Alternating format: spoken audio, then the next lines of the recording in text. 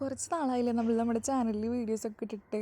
അപ്പോൾ കുറച്ച് പേര് എൻ്റെ അടുത്ത് മെസ്സേജ് ഇട്ടിട്ടുണ്ടായിരുന്നു, എന്ത് പറ്റി വീഡിയോസൊന്നും കാണുന്നില്ലല്ലോ, വാവയ്ക്ക് എന്തെങ്കിലും പറ്റിയോ, അതെന്താ സംഭവം എന്നറിയാൻ വേണ്ടിയിട്ട്. വേറെ ഒന്നുമല്ല, നല്ല തിരക്കാണ് ഗേസ്.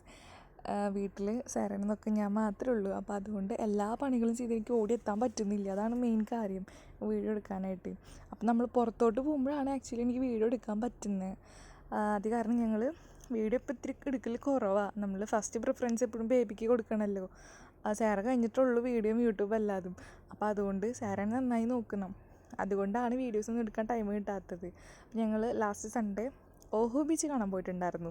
ഇതെങ്ങനെ പേര് വന്നതെന്ന് എനിക്ക് ഒരു പിടുത്തമില്ല. എനിക്ക് തോന്നുന്നു ഒരാൾ ഈ ബീച്ച് കണ്ടിട്ട് ഓഹോ ഇതാണല്ലോ ബീച്ച് എന്ന് പറഞ്ഞിട്ടുണ്ടായിരിക്കും. അതുകൊണ്ടായിരിക്കും ഈ ബീച്ചിന് ഓഹോ ബീച്ച് എന്ന് പേര് വന്നത്. അങ്ങനെ ഞങ്ങൾ 3 പേരും കൂടിയിട്ട് ബീച്ച് കാണാൻ ഇറങ്ങി. ഞങ്ങളുടെ കൂടെ വേറൊരു കപ്പിൾസും കൂടി ഉണ്ടായിരുന്നു കേട്ടോ. അവർക്കും ഉണ്ടൊരു കുഞ്ഞു ബേബി, എയ്ഡൻ ബേബി. അപ്പം ഞങ്ങൾ എല്ലാവരും കൂടിയിട്ട് അങ്ങനെ ബീച്ച് കാണാൻ പോയി. എയ്ഡൻ ബേബിയുടെ ആദ്യത്തെ ബീച്ച് വിസിറ്റാണ്, സാറയുടെ സെക്കൻഡ് ടൈമാണ്. അങ്ങനെ നമ്മൾ ബീച്ച് വന്നാൽ എന്തായാലും കാലം നനയ്ക്കുക എന്നുള്ളതൊരു സംഭവമാണ്. അപ്പം ഞാൻ വന്നു, പക്ഷേ എന്നെ കണ്ടപ്പോഴാണ് തോന്നുന്നത് തിരമാല ഇത്രയും കൂടി ഉള്ളിലോട്ട് പോയി.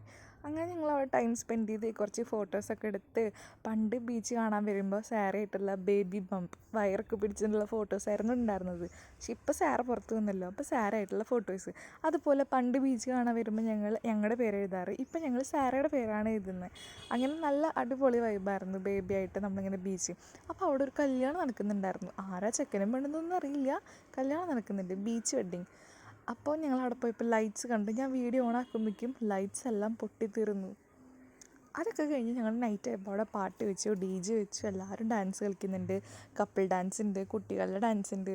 അപ്പം ഞങ്ങൾ 2 പേരെയും ഇൻവൈറ്റ് ചെയ്തിട്ടുണ്ടായിരുന്നു. അവിടെയുള്ള എല്ലാ കപ്പിൾസിനെയും ഇൻവൈറ്റ് ചെയ്തിട്ടുണ്ടായിരുന്നു ഡാൻസ് കളിക്കാനായിട്ട്. നമ്മുടെ കയ്യിൽ സാറുള്ള കാരണം നമ്മൾ പിന്നെ അതിൽ അങ്ങോട്ടൊന്നും വലുതായിട്ട് നോക്കിയില്ല. അപ്പം നമ്മുടെ ചാനലിൽ ലോങ് വീഡിയോ ഇടാനായിട്ട് ഞാൻ എൻ്റെ പരമാവധി മാക്സിമം ട്രൈ ചെയ്യാം കേട്ടോ. അപ്പം നമ്മുടെ വീഡിയോ ഇത്രയേ ഉള്ളൂ. അപ്പോൾ വീഡിയോ എല്ലാവർക്കും ഇഷ്ടപ്പെടുകയാണെങ്കിൽ ലൈക്ക് ചെയ്ത് സബ്സ്ക്രൈബ് ചെയ്ത് ഒന്ന് സപ്പോർട്ട് ചെയ്യുക. And thank you for watching. By.